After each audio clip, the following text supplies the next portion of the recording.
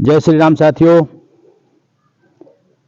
आपका स्वागत है हमारे YouTube चैनल ग्रीन और गो फार्म में।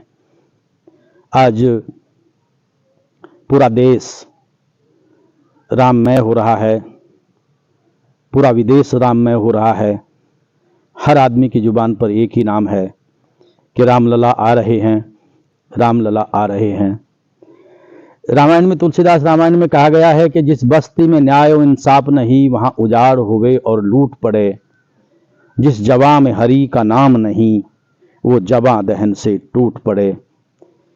इसीलिए रामराज की कल्पना की गई है हमारे महापुरुषों के द्वारा, हमारे नेताओं के द्वारा। मान लिए मोदी जी और योगी जी। हम चाहते हैं कि इस देश के अंदर रामराज स्थापित हो। मुझे याद आते हैं वो दिन जब राम जन्मभूमि आंदोलन शुरू हुआ था। हम भी युवा वर्ग में थे, तो यहां से हम लोग गिरफ्तार किए गए थे। बेहट से हमारी गिरफ्तारी हुई थी।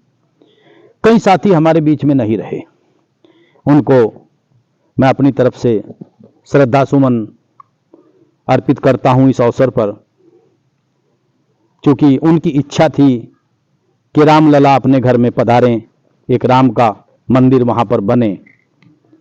ये उन लोगों की भी इच्छा थी जिसमें हमारे डॉक्टर ब्रजपाल जी हैं, हमारे गांव नुनियारी से थे डॉक्टर ब्रजपाल जी। हमारे हकीम वेद प्रकाश जी उसंड से थे।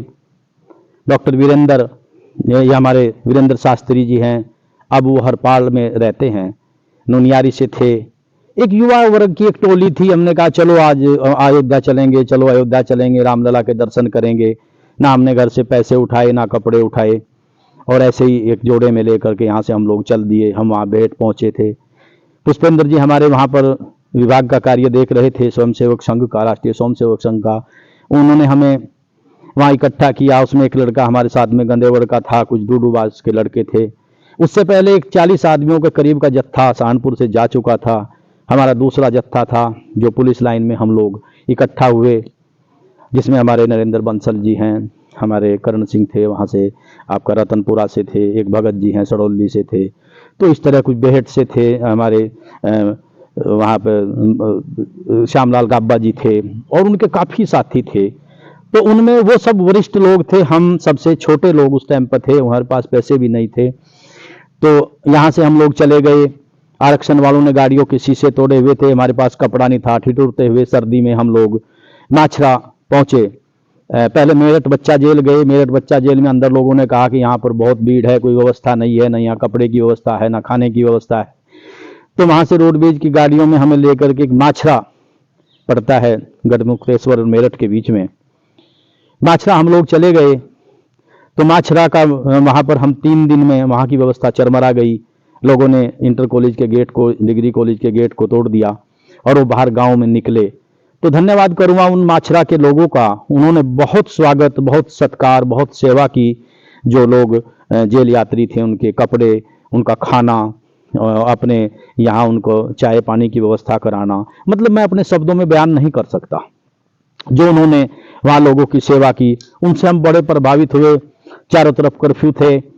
करीब 8-10 दिन तक हम वो लोग वहाँ पर रहे। वापसी हुई। उसके बाद फिर एक बार जाने का मौका मिला। यहाँ से हम लखनऊ गए, लखनऊ से अयोध्या गए। उन खंडरों को हमने देखा। फैजाबाद से हम लोग अयोध्या तक पैदल गए। तो खंडरों को देखने के बाद बड़ा कमाल लगा हमने कि देखो, पूरे विश्व की नज़र, पूरे विश्व के पटल पर ये पुराने गुंबद आज छाए हुए हैं। उसके बाद कार सेवकों ने उन जो काली निशानियां थी उनको हटाया।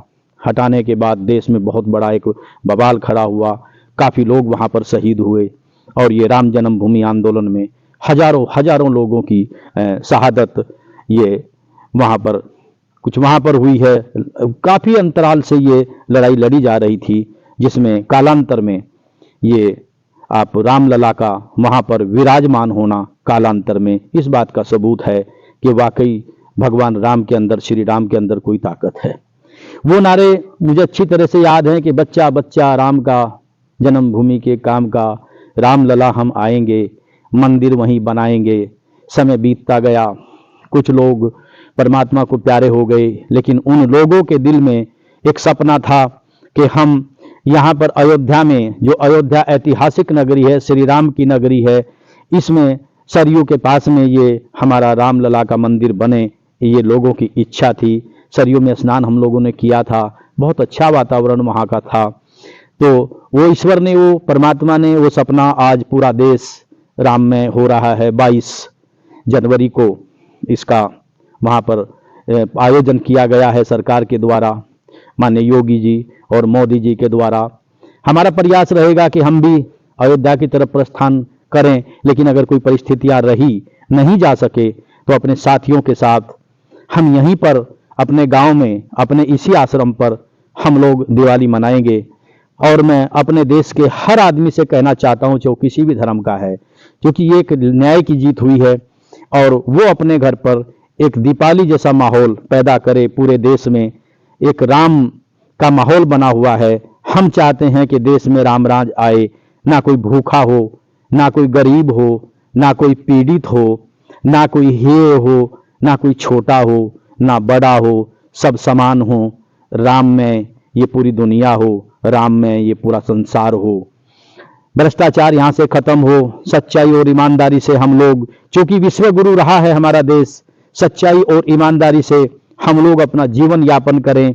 देश के प्रति, समाज के प्रति, गरीबों के प्रति पूर्णतः समर्पित रहें, जैसे हमारी सरकारें आज समर्पित हैं। तो मैं इस मौके पर, इस दीपावली के मौके पर अपने सभी देशवासियों से आह्वान करता हूं कि आप लोग भगवान श्री राम में हो जाएं और राम के गुणों का गुणगान अपने परिवार में बैठ करके, अपने समाज में बैठ करके, जहां भी आप बैठे वहां राम की चर्चा होनी चाहिए। तो इस तरह एक माहौल राम में बनेगा और हमारे शरीर के अंदर से राग, द्वेष, लोभ, मोह जो है वो समाप्त होगा और हम सब राम राज की तरफ एक ये पहला कदम होगा। साथियों, मैं आप लोगों की बहुत बहुत बधाई देना चाहता हूं, अपने देशवासियों को, अपने क्षेत्रवासियों को, अपने प्रदेशवासियों को, विदेशी लोग जो इसमें सहयोग कर रहे हैं, दूसरे धर्मों के लोग जो इसमें सहयोग कर रहे हैं, उन लोगों को बहुत बहुत धन्यवाद देना चाहूंगा। माननीय मोदी जी, उसकी सरकार को धन्यवाद देना चाहूंगा, और हमारे माननीय महात्मा, महापुरुष और महापुरुषों के शिरोमणि माननीय योगी जी, आपका बहुत बहुत धन्यवाद, बहुत बहुत आभार। आप लोगों ने रामलला की स्थापना करके इस देश को गौरवान्वित किया है, एक समाज को गौरवान्वित किया है। ये सर्वमान्य समाज का सर्वमान्य प्रतिनिधित्व आप लोग कर रहे हैं। आप लोगों का बहुत बहुत धन्यवाद। मैं इन्हीं शब्दों के साथ अपनी वाणी को विराम देता हूं और भगवान से ये उम्मीद करता हूं कि हे परमपिता परमात्मा, इस देश में राम राज स्थापित करे, ना कोई छोटा हो, ना कोई बड़ा हो, सब समान हो। यही भगवान राम की इच्छा थी। भगवान रामचंद्र ने कहा था कि जो अनीति कछु भाखों भाई, तो मोई बरजेऊ भय विसराई। अगर मुझसे कोई अनीति हो गई हो, कोई ऐसा व्यवहार हो गया हो, तो कोई भी समाज का कोई भी आदमी यहाँ मुझे निर्भीक होकर उसमें बिना भय के मुझे कह सकता है कि आपका ये आपका दोष रहा है, यह आपका गुण रहा है। यही राम राज्य की सबसे बड़ी विशेषता थी। तो इन्हीं शब्दों के साथ मैं अपनी वाणी को विराम देता हूं। आप लोगों का बहुत बहुत धन्यवाद। जय हिंद, जय किसान, जय गौ माता, जय गमना मैया, जय जमुना मैया, जय जमुना मैया। बहुत बहुत आभार, बहुत बहुत धन्यवाद। जय हिंद।